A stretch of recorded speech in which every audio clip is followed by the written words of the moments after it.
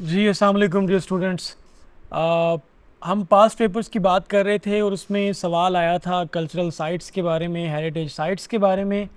तो उसी से बात छिड़ती छिड़ती हमारे पास फोर्ट्स के ऊपर आ गई, जो किले बनाए जाते थे ताकि सिटी पॉपुलेशन को प्रोटेक्ट किया जा सके, बाहर से कोई इन्वेजन हो तो अंदर लोगों को बचाया जा सके, उनका तहफ़्फ़ुज़ किया जा सके।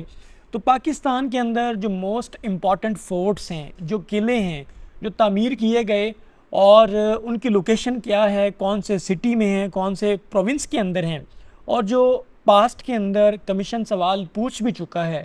We are going to talk about those particular forts. इनमें से कुछ कमी या ज़्यादा भी हो सकता है, लेकिन जो मोस्ट इम्पॉर्टेंट फोर्ट्स मेरी नज़र में थे, जो पाकिस्तान के अंदर मौजूद हैं, उनके ऊपर ये छोटी सी वीडियो बनाने वाले हैं, इसलिए इसको भी पास्ट पेपर सीरीज़ का ही हिस्सा मानूंगा। Right, so without any delay we are going to start. आपने सुना होगा कोट डीजी फोर्ट। तो कोट डीजी फोर्ट जो है ये खैरपुर डिस्ट्रिक्ट के अंदर मौजूद है, और ये खैरपुर डिस्ट्रिक्ट जो है ये सिंध के अंदर मौजूद है। अंडरस्टैंड जी। तो कोट डीजी फोर्ट जो है ये खैरपुर डिस्ट्रिक्ट में है, सिंध के अंदर। ऑल राइट, उसके बाद हमारे पास रानी कोट फोर्ट है जी, रानी कोट फोर्ट। अच्छा, ये है जाम शोरो डिस्ट्रिक्ट के अंदर, और ये भी सिंध के अंदर ही मौजूद है। कहा जाता है कि रानी कोट फोर्ट जो है ये दुनिया का लार्जेस्ट फोर्ट है, और इसका सरकमफेरेंस शायद कुछ 26 किलोमीटर के लगभग है। Rani Kot fort very important site in Pakistan, जो कि जाम शोरो डिस्ट्रिक्ट के अंदर लोकेटेड है, और जाम शोरो हमें पता है कि सिंध का ही एरिया है। ऑल राइट, उसके बाद उमरकोट फोर्ट है। उमरकोट फोर्ट ये भी जनाब सिंध के अंदर, और आपको मालूम होगा कि उमरकोट वो जगह है जहाँ पे जलालुद्दीन मोहम्मद अकबर की पैदाइश हुई थी, और वो गालिबन 13 साल की उम्र में बादशाह बन गए थे जलालुद्दीन मोहम्मद अकबर। और आपको ये भी पता होगा कि दीन इलाही लाने वाले भी वही थे 1582 के अंदर। बात बढ़ती बढ़ती आगे बढ़ सकती है, वापस आ जाए। आगे है जी जमरूद फोर्ट हमारे पास। जो जमरूद फोर्ट खैबर एजेंसी के अंदर मौजूद है, और खैबर एजेंसी जो है डेफिनेटली अभी एजेंसीज़ जो हैं ये सारी की सारी KPK का हिस्सा बन चुकी हैं, खैबर पख्तूनख्वा का हिस्सा बन चुकी हैं।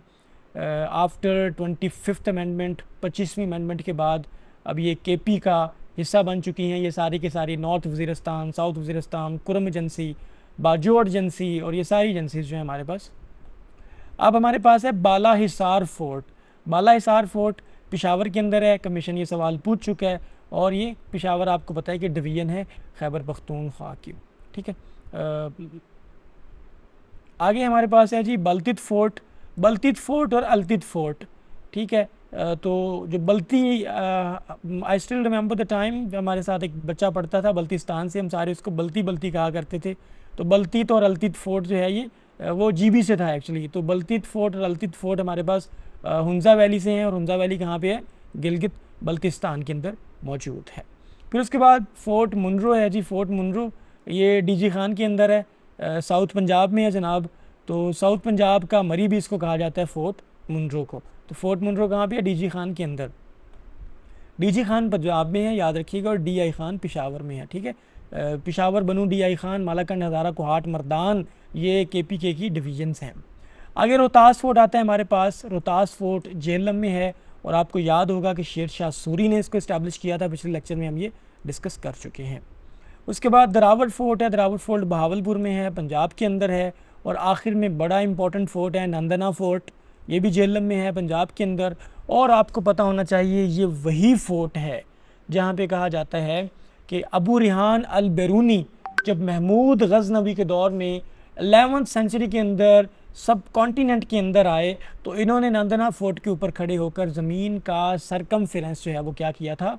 मालूम किया था, नंदना फोर्ट। राइट, तो ये हमारे पास पाकिस्तान के अंदर मोस्ट इम्पॉर्टेंट फोर्ट्स हैं, मोस्ट इम्पॉर्टेंट फोर्ट्स जिनसे सवाल पूछा गया है या फ्यूचर में जिनसे सवाल पूछा जा सकता है। तो इन सब को आपने याद करना है, और फिर आप कहते हैं कि सर हमें याद करने के बाद चीज़ें भूल जाती हैं। So you need to revise them again and again, you need to read them over and over, you need to discuss them with your mates, with your peers, with your fellows, with your roommates, जो भी हैं आपके साथ, जो दोस्त तैयारी कर रहे हैं, आपके जो जो ड्रीम्स फेलो जिनके एक जैसे ख्वाब हैं उनके साथ बैठें, उनके साथ चीज़ों को डिस्कस करें, एक्सचेंज ऑफ लर्निंग करें, तो आप देखिएगा कि बिल्कुल मिनिमम टाइम में आपकी लर्निंग मैक्सिमाइज़ हो जाएगी इंशाल्लाह। Take care, thank you so much.